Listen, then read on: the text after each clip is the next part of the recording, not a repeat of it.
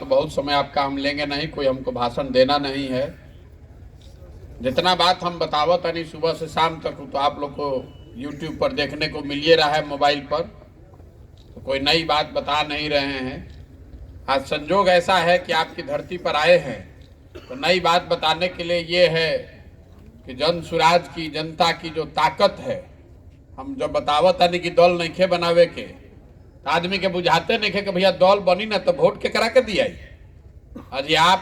आज आपने देखा कि सारण शिक्षा निर्वाचन क्षेत्र में लोगों ने किसको वोट दिया, और भारतीय जनता पार्टी या महागठबंधन दोनों साथ। रोज हम कह रहे गैया से चलल बनी तो यह से कहत नहीं ए भाई हम कुछो नहीं करब, और दोनों दल वाला इतना घबराया हुआ है केकर वोट कटिहन, केकर वोट कटिहन। हमने के कोनो वोट कटवा है जा। हमने शुरू में कहा है कि ना महागठबंधन का वोट काटेंगे ना भाजपा का, दोनों को काट के जनता साफ कर देगी। बहुत तय कर, बहुत परेशान हो गए। अभी देखिए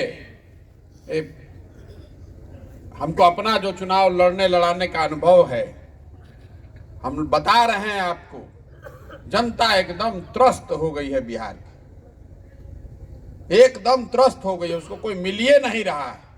आदमी कहता कि जाति पर वोट पड़ता, सब पूरा देश में हमने के समझावल जाता हिंदू मुसलमान हो गई बा। जीतने वाला आदमी मुसलमान है, किसान का लड़का है, 1 रुपया खर्चा नहीं किया है। चंपारण भाजपा का गढ़ है, सिवान छपरा गोपालगंज आरजेडी के गढ़ बा, दोनों गढ़ ढह गया। और ये साधारण बात नहीं है, क्योंकि जो लोग आप में से कुछ लोग जानते हैं, ये जो निर्वाचन हुआ है, ये सामान्य आदमी इसमें वोट नहीं देता है। वही वोट देता है जिसको पहले से मतदाता आपने बनाया है। तो मतदाता बनैलस आरजेडी, मतदाता बनाया महागठबंधन भाजपा, वोट मिल गया जनसुराज को। हम लोग तो एको वोट बनैबे नहीं किए। मतदाता एक भी, आप जिसको लोग ये मानते हैं कि जो मतदाता बनाता है उसी को वोट मिलता है। शिक्षक एमएलसी में तो ऐसा ही चुनाव होला, तो पूरा वोट बनाए लोग महागठबंधन वाले, पूरा वोट बनाया भाजपा, भाजपा को आया 675 गो वोट। आदमी बतियाओ था कि बाप रे बाप, इतना भाजपा के ताकत ओकरा सामने कोई खड़े ना हो सकी। ये जनता की ताकत है। कितना दिन मोदी जी के नाम पर वोट लीजिएगा, कुछ कमवे नहीं कर रहे हैं। आदमी बाप बाप कर रहा बा, सांसद सब बैठल बा, कुछो हो चाहे ना हो, अंत में जनता हमारा के मोदी जी के नाम पर वोट दइए दी। हम कल आ रहे हैं पैदल चल के, NH-19 पर परमानेंट जाम लगा हुआ है, आप लोगों को तो पता ही होगा, परमानेंट जाम लगा हुआ है। 1000, अभी आप ही लोग की चर्चा कर रहे हैं, 1000 ट्रक रोज वहां से निकल के जा रहा है। सांसद महोदय, विधायक महोदय, कोई के पते नहीं थे। सरकार सो रही है। लोग बता रहा है कि पूरे एरिया में दमा के और टीबी के रोग बढ़ गए बा, बच्चन के, बूढ़ आदमी के दमा हो गई जा, सब कितना धूल हो जा। हम चलता नहीं 2 दिन से, इतना हालत खराब बा। लेकिन देखिए यही बिहार की दुर्दशा है। वहां पर भी लोग वोट दे रहे हैं उन्हीं दलों को जिन्होंने पिछले 5 वर्ष से, हमारे लिए अकल्पनीय बात है ये, पूरे देश में हमने राजनीति देखा है। 5 वर्ष से NH-19 पर जाम लग रहा है, और भी 1-2 घंटा नहीं, सुबह से शाम तक परमानेंट। कोई एमएलए को डर नहीं है, एमपी को डर नहीं, खाली बिहार में ही संभव है। इसीलिए हम बता रहे हैं कि दोष हम लोगों का है, एमपी एमएलए के दोष नहीं थे। लाठी लेके दौड़ावे के चाहे। आदमी को होता हर दूसरा दिन भैया कोनो एक्सीडेंट में कोई के मृत्यु होता, कोई बीमार पड़ जाता तो जाम लागल बरोबर लेके नहीं जा सकत। बताई रहा घर के आपन आदमी प्रियजन कोई के मृत्यु हो गई जाम के वजह से, ओकरा बाद भी आदमी खड़ा नहीं खड़े हो, फिर जाके जाति पर वही वोट देता है, फिर जाकर धर्म पर वही वोट दे रहा है। एमपी साहब 3-3 लाख से जीत के आवत अड़न, जबकि उस सारे गांव में आदमी कहता का करी जा भैया, बहुत माफिया है, इतना डर बा, ना कोई बोली तो मारिए दिया सर। अरे कम से कम 15 पंचायत के आदमी वोट का बहिष्कार करना चाहिए। अगर आपके पास विकल्प नहीं है तो बहिष्कार कीजिए कि नहीं देंगे वोट किसी को। अगर नहीं है विकल्प तो नहीं देंगे, कम से कम अपने बच्चों के लिए इतना तो कीजिए। तो हमनियों को ही में बालू बेचे में लागल बानी जा। इसीलिए हम लोग की ये दुर्दशा है। तो कम से कम आज बिहार की जनता का एक छोटा सा सैंपल उसने ये दिखाया है कि जो मैं रोज कह रहा हूं कि आपकी चेतना दब गई है, मरी नहीं है। अगर आपको जगाया जाए, समझाया जाए तो ये सुधारा जा सकता है। आदमी कहत है कि जात के छोड़ के कोई वोटे नहीं के दे, तो कैसे वोट पड़ा है आफाक अहमद को? हिंदू मुसलमान दंगा हो रहा बा और जिस दिन वोट पड़ा है उसी दिन दंगा हो रहा है, फिर भी लोगों ने वोट दिया है, शिक्षकों ने दिया है वोट। तो बिल्कुल इसको किया जा सकता है। इसीलिए हम लोग ये प्रयास कर रहे हैं और आप सबसे अनुरोध कर रहे हैं कि अपने बच्चों के लिए जगिए। ये घबराइए नहीं कि यहाँ पर जाति बल नहीं टूटेगा, धन बल नहीं, सब कुछ टूटेगा। जनता के आगे कौन बल है? आप खड़े हो जाइएगा तो जाति वाला बाहुबल टिके वाला बा। बताइए, भाजपा जो कभी हारी नहीं, 30 बरस से केदार पांडे हारे ही नहीं है। हमको लोग बताया भैया उनका मृत्यु भइल बा, उनकर सिंपैथी के बड़ा वोट होई। हम रोज लोगों को समझा रहे हैं कि भाई नेता के लड़के का सिंपैथी में तो आप वोट दे रहे हैं, सहानुभूति में। आपके लड़के के साथ सहानुभूति कौन करेगा, ये ना बताइए। नेता है इतना चालाक बा कि मरते मरते भी आदमी जाके कह देते कि हमारा बाद हमारे लड़का के जितैया। अब बुर्बक बिहार के आदमी ओकरों के जितावत ही नहीं सोचत कि हमारे लड़का के जियते जी हालत खराब होकर चिंता के करी। एक बार अपने हम रोज सुबह से शाम तक यही कह रहे हैं कि नेता आपको नहीं ठग रहा है। जिस चीज पर आप वोट दे रहे हैं वो आपको पूरा पूरा मिल रहा है। आप जाति पर वोट दे रहे हैं तो जाति की चर्चा, जाति की गणना घर घर में हो रही है। होता कि नहीं के हो? रवा वोट देता नहीं राम मंदिर पर, अब बतियावत नहीं कि स्कूल लेके, तो स्कूल कैसे बनी? वोट देले बनी राम मंदिर पर, राम मंदिर बड़ा बन रहा बा। वोट देता नहीं मोदी जी के सीना देख के 56 इंच के, तो रोज सुबह शाम टीवी पर मोदी जी के फूलल सीना लौकत है कि नहीं के लौकत? रवा वोट देता नहीं 5 किलो अनाज पर, तो बिहार में कतनो चोरी होता तो 1 किलो चोरी करियो के 4 किलो अनाजवा मिलते बा। रवा वोट देले बानी बिजली आवे खातिर, तो बिजली घरे घर आइए गई बा, भले भी 6,000 आओ कि 10,000 आओ। रवा वोट देले बानी गुजरात के डेवलपमेंट मॉडल के कहानी सुन के, तो गुजरात में फैक्ट्री लगते बा, और हमार लड़का जाके या मजदूरी करते बाड़न। रवा कौना चीज वोट देले बानी जो नहीं मिला? इतने बात खाली बिहार के आदमी के समझ में आ जाए तो बस कल्याण हो जाए हमने के। जिस चीज पर आप वोट दे रहे हैं वो आपको मिल रहा है।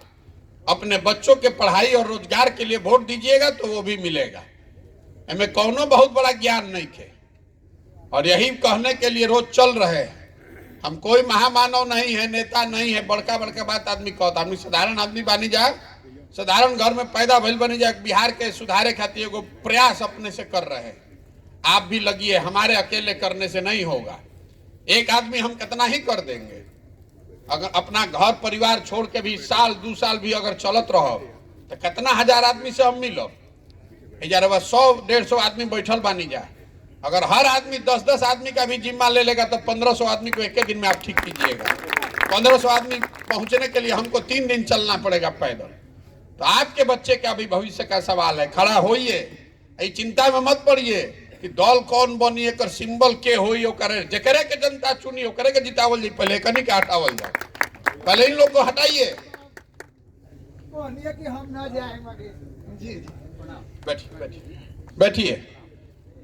तो जितना आदमी हमरा कहता के भैया बुझाते नहीं कि कब होई, दल कब बनी, टिकट केकरा के मिली। हम रोज कहता नहीं कि जकरे जौन जनता मिल के दल बनाई वो जनता के भी अकील बा कि केकरा के वोट, केकरा के टिकट दियाई। जेकरे के समाज चुन के टिकट दी ही ओकरे के पीछे सब लोग लागी। पहले 2 लोग के पूरा एक साफ को के अब क्या मट्ठा डलाई। त्रस्त हो गया है भाई, जनता परेशान हो गया है। बिहार अगर अलग से देश होता तो देश दुनिया का 6वां सबसे गरीब देश होता। ये आदमी के अकील एकदम मती मारा गई बा। 6वां सबसे गरीब देश होते पूरा दुनिया में। आदमी हमरा से पूछा था भैया अरे अफ्रीका में काम के लिए बनी, अफ्रीका एकरो से खराब बा? हम आपको बता रहे हैं अफ्रीका महादेश में 54 गो देश है। वहां पर भी 4 गो 5 गो देश को छोड़ दीजिए तो सब देश का हालत बिहार से आज अच्छा है। सब देश में अफ्रीका का देश भी बिहार से अच्छा है। आजे अभी जीएसटी के नंबर आइल बा, तो बिहार का नंबर उसमें 28वां है। उत्तराखंड की आबादी बा 1.5 करोड़, बिहार की आबादी बा 14 करोड़, और उत्तराखंड में जीएसटी के कलेक्शन बिहार से ज्यादा बा। बताई वाला उत्तराखंड कहिया से विकसित देश राज्य हो गई। हम लोग का दशा उत्तराखंड से भी 1/10 है, मतलब 10 रुपया उत्तराखंड में मिला तो हमने के 1 रुपया। महाराष्ट्र, गुजरात, पंजाब, तमिलनाडु के तो बातें छोड़ दी, लेकिन एजा के आदमी के बकैती से छूट ही के नहीं के। 2 दिन पहले के पुरान अखबार बाच के घर में बैठ के दिन भर राजनीति बतियावे के बाद करे के कुछ नहीं के। तो इसीलिए ये प्रयास कर रहे हैं, जगिए, अपने बच्चों के लिए जगिए, उनके शिक्षा और रोजगार के लिए जगिए, उनके भविष्य के लिए जगिए। न तो जात धर्म के झंडा उठा के घूमत रहो, उसे कुछ होके वाला नहीं के। घूम अब तो अपन राव लेके भोगी यो कह के जाता नहीं। आपको बात हमारी लगेगी खराब, लेकिन अगर आप नहीं जगिएगा तो अपने बच्चे को भविष्य के लिए आप ही जिम्मेवार होइएगा, दूसरे को दोष मत दीजिए। अभी तक आप यही ना कह रहे हैं कि भैया हमारे पास विकल्प नहीं है, तो हम कह रहे हैं कि आप विकल्प बनाइए। विकल्प काहे नहीं की बनावत? आदमी कहते हैं भैया व्यवस्था नहीं खे, संसाधन नहीं खे, हमने के कोई हाथ पकड़े वाला नहीं खे। तो जन सुराज दे रहा है वो व्यवस्था, जन सुराज दे रहा है वो संसाधन। हम तो कह रहे हैं कि आप खड़ा होइए अपने बच्चे के लिए, अपने बच्चे के लिए खड़ा होइए। संसाधन का, व्यवस्था का, रणनीति का चिंता अपने भाई, अपने बेटे प्रशांत किशोर पर छोड़िए, खड़ा तो होइए। खड़ो नहीं होइएगा, सोचिएगा कि दाल भात चोखा खा के खटिया पे सुतल रही है, कोई आके मंगल ग्रह से सुधार दो बिहार, वो नहीं सुधर सकता है। सबको लगना पड़ेगा, लगिएगा तो हो सकता है। एमएलसी चुनाव जीते से बिहार ना सुधरी। ये तो एगो खाली आपके विश्वास के लिए है। जो राजनीतिक आदमी है कहता अच्छा तो बहुत बढ़िया बतियावत चुनाव हो तो अब न देखल जाई। तो आज वही उस पर मुहर लगा है कि चुनाव का चिंता मत कीजिए, हमको चुनाव लड़ने लड़ाने आता है। आप अपना चिंता कीजिए, खड़ा होइए, समाज में बेहतर लोग राजनीति में आए, ये जरूरी है। चुनाव तो 6 महीना में जीत लिया जाए। एमएलसी के चुनाव कितना दिन में जीतल गए? 10 दिन में। हम तो एको दिन पदयात्रा छोड़ के ना गई नहीं है, सब साथी मित्र लग के ही जिता दिया। बिल्कुल चुनाव जीता जा सकता है। चुनाव जीतने का ज्यादा कैलकुलेशन मत कीजिए दिमाग में, कैसे जीतल जाए, कौन जात दी ही, कौन जात ना दी ही, कौन समीकरण बारे, सब समीकरण रहे बुझा दी तो फिर हमने काहे के बानी जा। आप अपने बच्चे के जीवन का समीकरण समझिए, और वो समीकरण है शिक्षा और रोजगार। ये 2 चीज होगा तो उससे आपके जीवन का समीकरण सुधरेगा। ना तो राजनीति के समीकरण बतियावत रहब तो जीवन भर बतियावत रहब। लइकन के दशा ये रही, लइका मजदूर बन के पूरा भारत में लात जूता कहियन। अभी महाराष्ट्र में पहले मारत रही जा, अब तमिलनाडु गुजरात में मारत आदमी।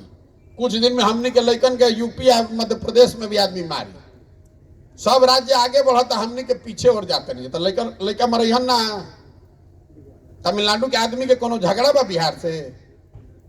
तमिलनाडु के आदमी को कोई नहीं झगड़ा है बिहार से, हम वहां रहे हैं। दिक्कत यह है कि तमिलनाडु में मजदूरी है 700 रुपया।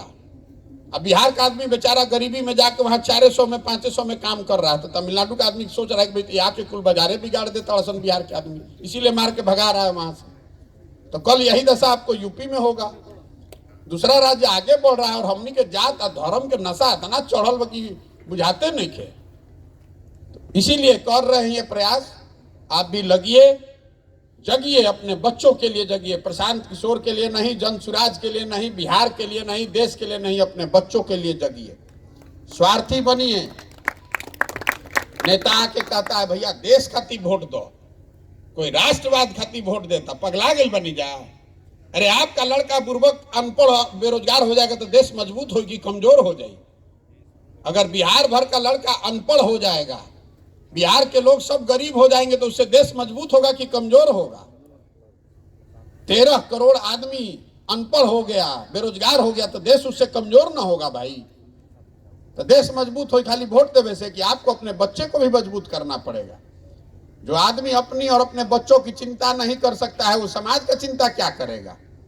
इसलिए वोट देते समय स्वार्थी बनिए, अपने बच्चे का चेहरा देखिए और अपने बच्चे के शिक्षा और रोजगार के लिए वोट दीजिए। देश की चिंता अपने आप हो जाएगी। आप बिहार को विकसित बनाइए ना तो देश के सबसे ज्यादा फायदा तो वही से बा। बिहार में अगर सबकी आमदनी 5 गुना बढ़ जाए तो देश के प्रति व्यक्ति आय बढ़ जाए। बिहार में अगर उद्योग लग जाएगा तो उससे तो देश को सबसे ज्यादा फायदा है। बिहार में सबसे अच्छा अगर इधर नालंदा जैसा विश्वविद्यालय रहे तो उससे देश के फायदा रहे कि नुकसान रहे।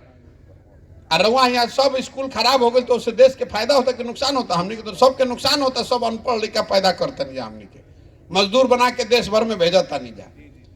यही बताने के लिए गांव गांव जा रहे हैं, हाथ जोड़ रहे हैं, समझा रहे हैं। वोट नहीं चाहिए, आप में से लोग जो चुन कर आएंगे वोट उसी में जिसको मिले। समाज में खड़े होइए। यहाँ बिहार के लोगों में एक एक अच्छा बात है, और कुछ हो चाहे नहीं, राजनीतिक समझ लोगों में है। आप जगिए।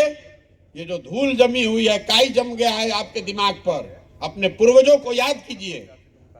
ये बिहार कोई मजदूर का राज्य है। यहाँ भगवान को भी आकर ज्ञान मिला है। ये इतनी पवित्र भूमि है। 1500 साल तक हमारे आपके पूर्वजों ने पूरे देश का राज चलाया है। और आज हमनी के दशा हो गई कि बिहार के लेकर जाता मजदूर बन के जे जहां जाता कहता बिहारी मतलब अनपढ़, बिहारी मतलब बेवकूफ, बिहारी शब्द गाली बन गया है। तो अपना आत्मसम्मान जगाइए। आप अपने बच्चों को पैदा इसलिए नहीं किए हैं कि वो बाहर जाकर पढ़ेगा और वहां मजदूर बनेगा। इसी के लिए अपने बच्चों को पैदा किए हैं हम लोग कि पूरा भारत में घूम के हमने का मजदूरी कर जाओ। इसको सुधारिए।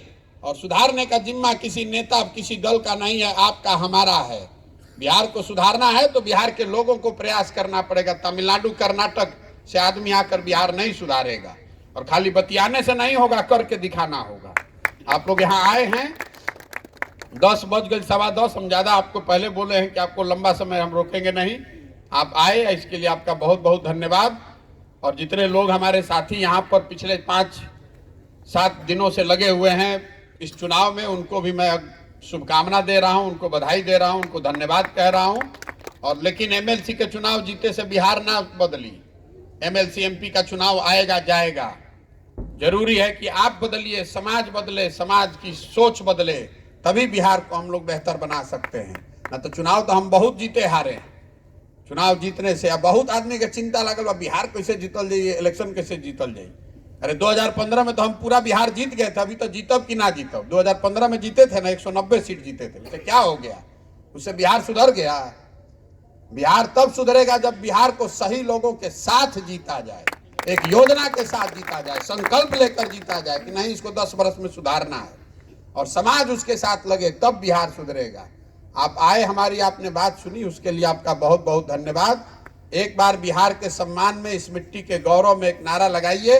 मैं बोलूंगा जय बिहार, और आपको बोलना है जय जय बिहार। जय बिहार। छपरा के आदमी आधा सुता था 10 बजे।